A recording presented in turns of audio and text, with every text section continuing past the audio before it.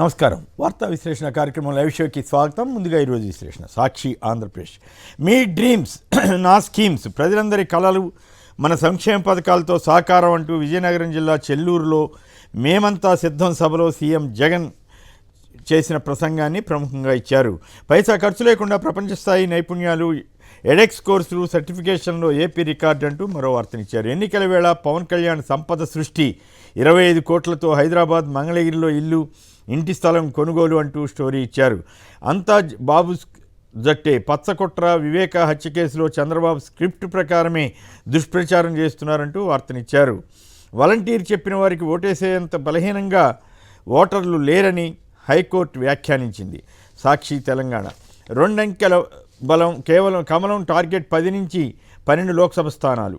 కాంగ్రెస్ పాలనలో దేవుళ్లపై ఒట్టు పెట్టుడు, కేసీఆర్ని తిట్టుడు మాత్రమే సాగుతోందని మాజీ సీఎం కేసీఆర్ అన్నారు.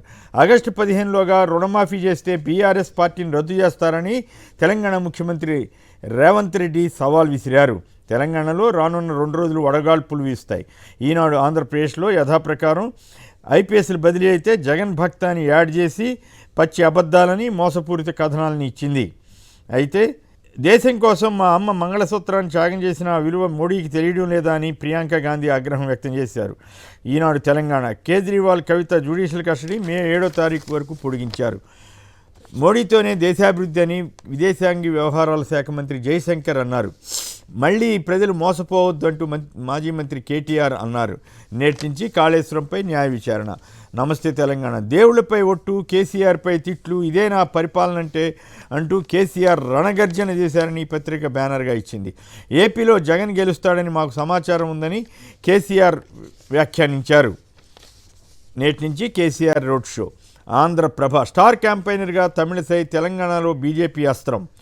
15 ఆగస్టులోగా రుణమాఫీ చేస్తా, రైతుల్లో అయోమయం సృష్టిస్తే ఖబర్దార్ అంటూ సీఎం రేవంత్ రెడ్డి అంటున్నారు. వార్త. మానేరువాగుపై కూలిన నిర్మాణంలోని వంతెన బ్రిడ్జి పూర్తి కాకుండానే 47 కోట్లు నీటిపాలు. నేటి నుంచి స్కూళ్లకు సెలవులు. జూన్ 12న బడులు పునఃప్రారంభం. ఈరోజు ఉదయం 11 గంటలకు ఇంటర్ ఫలితాలు విడుదల చేస్తారు. వెలుగు పత్రిక. నువ్వు మగాడివైతే 2 లక్షల రుణమాఫీ చేయి, సీఎం రేవంత్కు మాజీ మంత్రి కేటీఆర్ సవాల్.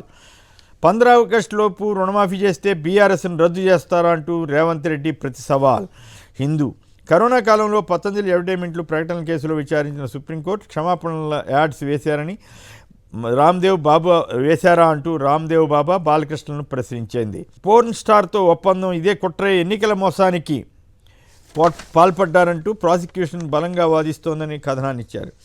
ఇది టైమ్స్ ఆఫ్ ఇండియా. గాజాపై ఇజ్రాయెల్ సైన్యం దాడులు కొనసాగుతూనే ఉన్నాయి.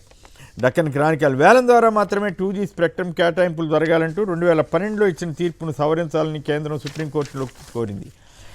ఇవి ప్రధానంగా పత్రికలో ఇచ్చిన వార్తా విశేషాలు. వాటికి సంబంధించిన విశ్లేషణ